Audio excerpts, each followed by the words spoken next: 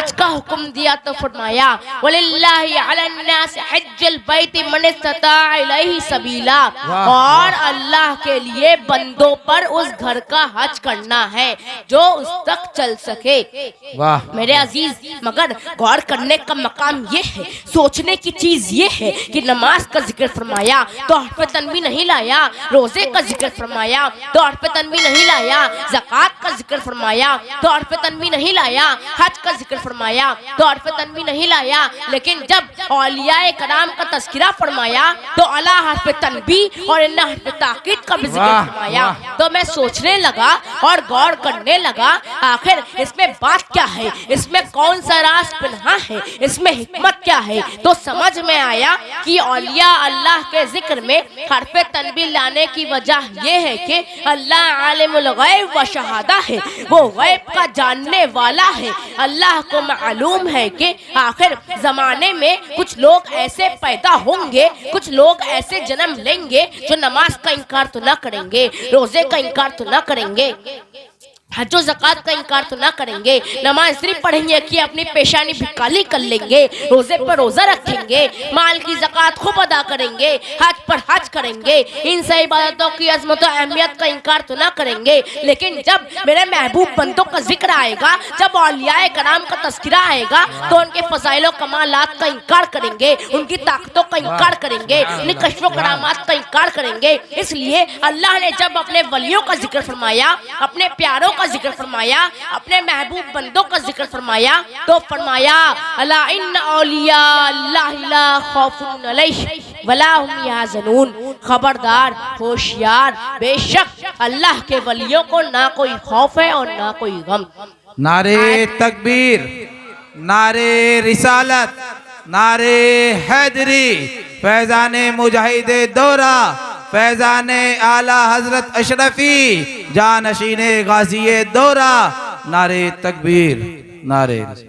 آیت مذکورہ میں غور کیجئے، اللہ تعالیٰ نے لفظ اولیاء اللہ سے پہلے حرف تنبیہ کا ذکر فرمایا، حرف تنبیہ لایا، ارشاد ربانی ہے الا ان اولیاء اللہ لا خوف علیہم ولا هم یحزنون۔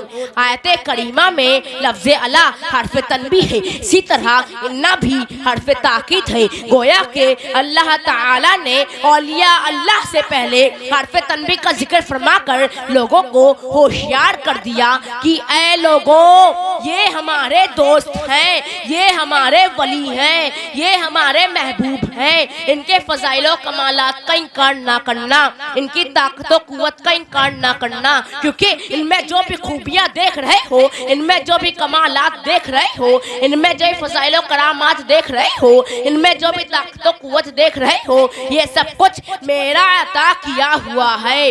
الا ان اولیاء اللہ لا خوف علیہم ولا هم یحزنون، خبردار، بے شک اللہ کے ولیوں کو نہ کوئی خوف ہے اور نہ کوئی غم۔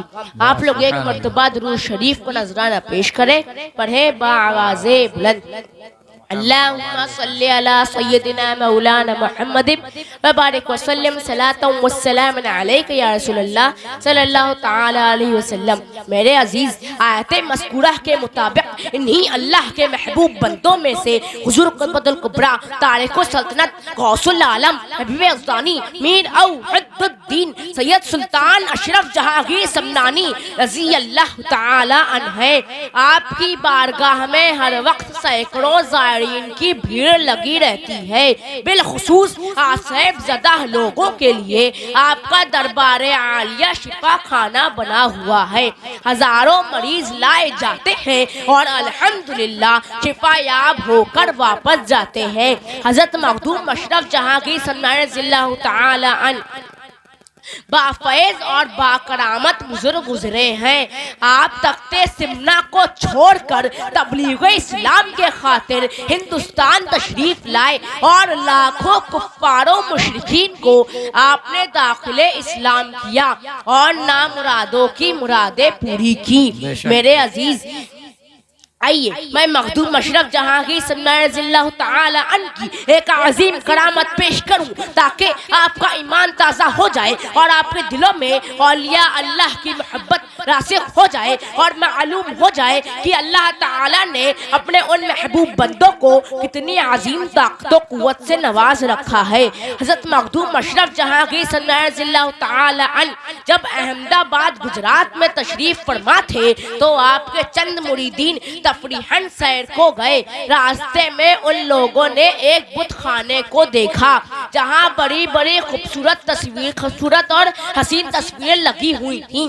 اسی بت خانے میں ایک عورت کی تصویر نظر آئی جو پتھر کی تراشی ہوئی تھی اور بڑی ہی حسین و جمیل تھی۔ آپ کا ایک مرید اسے دیکھتے ہی ہزار جان سے اس پر عاشق ہو گیا، بت کا ہاتھ پکڑ لیا اور کہنے لگا چل اٹھ۔ ہر چند یاران صحبت نے نصیحت کی لیکن ان پر کچھ اثر نہ ہوا۔ میرے عزیز، عشق نے جب اپنا اثر دکھایا، صبر و قرار، ہوش و حواس، شرم و حیا سب سے کنارہ کش کر دیا۔ چند روز بے آب و دانہ اس بت نازنین کا ہاتھ پکڑے ہوئے کھڑا رہا یہاں تک کہ اسی حالت میں عرصہ گزر گیا۔ حضرت مخدوم اشرف جہانگیر صلی اللہ تعالی عنہ کی خدمت میں ان کی حالت عرض کی گئی۔ حضرت مخدوم اشرف جہانگیر صلی اللہ تعالی عنہ نے فرمایا ٹھیک ہے میں خود جاؤں گا اور دیکھوں گا۔ جب آپ تشریف لے گئے تو آپ کے ہمراہ بہت سے لوگ چلے۔ جب آپ کی نظر اس مرید عاشق پر پڑی جو عجیب حالت بے خودی میں کھڑا تھا، آپ نے اسے دیکھا اور فرمایا کسی آدمی پر ایسی مصیبت اور صدمہ عشق نہ ہو۔ مرید کی یہ حالت دیکھ کر حضرت مخدوم اشرف جہانگیر صلی اللہ تعالی عنہ رو پڑے اور اللہ کی بارگاہ میں عرض کرتے ہیں کیا خوب ہوتا کہ اگر اس بت نازنین میں روح سما جاتی اور زندہ ہو جاتی۔ مجمع میں جتنے لوگ تھے سب نے بلند آواز سے کہا نعرہ تکبیر بلند کی۔ پھر حضرت مخدوم اشرف جہانگیر صلی اللہ تعالی عنہ نے اپنے اس مرید کا نکاح اس بت نازنین سے کر دیا اور ولایت گجرات ان کے سپرد کر کے وہیں ٹھہرا دیا۔ پھر اس بت نازنین سے اولاد بھی پیدا ہوئی۔ اس پر ہم شبیہ غوث اعظم حضور اعلیٰ حضرت اشرفی میاں فرماتے ہیں جہاں میں ہے بڑا شہرا ولایت ہو تو ایسی ہو، جہاں میں ہے بڑا شہرا ولایت ہو تو ایسی ہو، ملایا حق سے لاکھوں کو ہدایت ہو تو ایسی ہو، ملایا حق سے لاکھوں کو ہدایت ہو تو ایسی ہو۔ شہ سمنا تھے پہلے پھر ہوئے کونین کے سرور، شہ سمنا تھے پہلے پھر ہوئے کونین کے سرور، ہدایت ہو تو ایسی ہو، نہایت ہو تو ایسی ہو۔ نعرے تکبیر، نعرے رسالت، نعرے حیدری، فیضان مخدوم سمنا، فیضان اعلیٰ حضرت اشرفی، فیضان مجاہد دورہ، جانشین غازی دورہ، نعرے تکبیر، نعرے رسالت۔ ہدایت ہو تو ایسی ہو، نہایت ہو تو ایسی ہو۔ جہاں جس نے مدد چاہی وہیں مشکل ہوئی آسان، جہاں جس نے مدد چاہی وہیں مشکل ہوئی آسان۔ غلاموں پر جو آقا کی عنایت ہو تو ایسی ہو، غلاموں پر جو آقا کی عنایت ہو تو ایسی ہو۔ مریدوں کی قیامت میں رہائی نار دوزخ سے، مریدوں کی قیامت میں رہائی نار دوزخ سے۔ کریں گے اشرف سمنا حمایت ہو تو ایسی ہو، کریں گے اشرف سمنا حمایت ہو تو ایسی ہو۔ تمہارے حسن کا قصہ کوئی عشاق سے پوچھے، تمہارے حسن کا قصہ کوئی عشاق سے پوچھے، تڑپ جاتا ہے دل سن کر حکایت ہو تو ایسی ہو، تڑپ جاتا ہے دل سن کر حکایت ہو تو ایسی ہو۔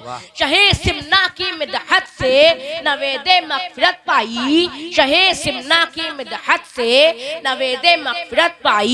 سخن کی اشرفی خستہ جو غایت ہو تو ایسی ہو، سخن کی اشرفی خستہ جو غایت ہو تو ایسی ہو۔ وما علینا الا البلاغ۔ السلام علیکم ورحمۃ اللہ وبرکاتہ۔